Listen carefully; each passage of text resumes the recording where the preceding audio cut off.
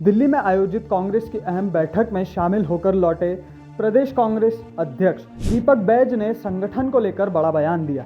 रायपुर पहुंचने के बाद दीपक बैज ने कहा कि प्रदेश कांग्रेस की नई कार्यकारिणी का गठन 31 मार्च तक हर हाल में किया जाएगा। दीपक बैज ने स्पष्ट किया कि नई कार्यकारिणी में करीब 50% नए चेहरे शामिल होंगे। उन्होंने साफ शब्दों में कहा, जो कार्यकर्ता और पदाधिकारी काम करेंगे वही संगठन में रहेंगे, जो काम नहीं करेगा उसे बाहर का रास्ता दिखाया जाएगा। पीसीसी चीफ दीपक बैज ने बताया कि दिल्ली की कांग्रेस संगठन महामंत्री केसी वेणुगोपाल ने 13 राज्यों के प्रदेश अध्यक्षों और प्रभारियों के साथ विस्तृत बैठक ली। इस बैठक में संगठन सृजन नियुक्तियों, जिला कांग्रेस अध्यक्ष, ब्लॉक अध्यक्ष और उनकी कार्यकारिणी को लेकर चर्चा की गई। इसके साथ ही बैठक में मनरेगा बचाओ संग्राम और एसआईआर को लेकर भी विस्तार से विचार विमर्श हुआ है। दीपक बैज ने आरोप लगाया कि छत्तीसगढ़ में एसआईआर के नाम पर 400 से 500 फॉर्म बीजेपी नेताओं द्वारा जमा किए गए हैं।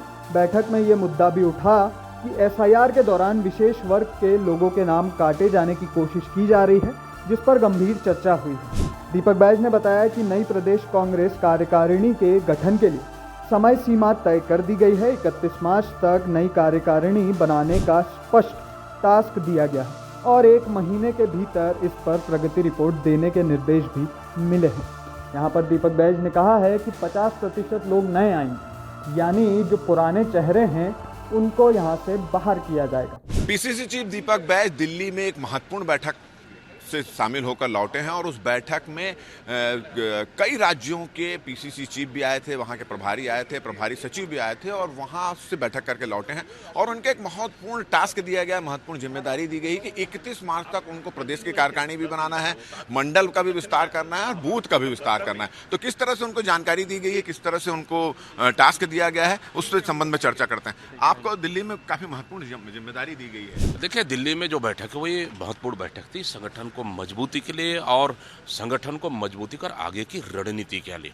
तो कहे और ये चर्चाएं हुई है, महत्वपूर्ण चर्चाएं हुई है।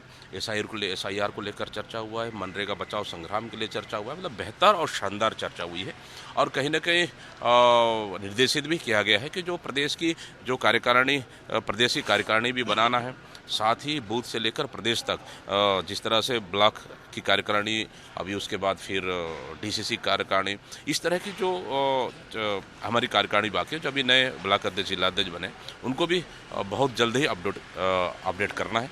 और साथ ही कि आने वाला समय में कि पार्टी को मजबूत कर सरकार के खिलाफ मजबूती से और लड़ाई लड़ेंगे। इसलिए हम लोग बहुत ही जल्द 1 से 1.5 महीने में पूरी कार्यकारिणी की तैयारियां कर रहे हैं और बहुत जल्द फिर से नए बीसीसी, डीसीसी और पीसीसी में एक फिर से नए युवाओं को मौका मिले। जो बेहतर काम करेगा वो संगठन के अंदर किसी पोस्ट में आ सकता है। उसका एक ही मापदंड है, जो पार्टी के लिए समय देगा, जो अच्छा काम कर रहा है, जो पार्टी के लिए समय देगा, जिम्मेदारी निभाएगा, सिर्फ उनका एक ही मापदंड। कितने चेहरे बदल सकते हैं? देखिए, अब तो मुझे कितने चेहरे बदल सकते हैं ये मुझे कह पाना तो मेरे लिए जल्दबाजी है।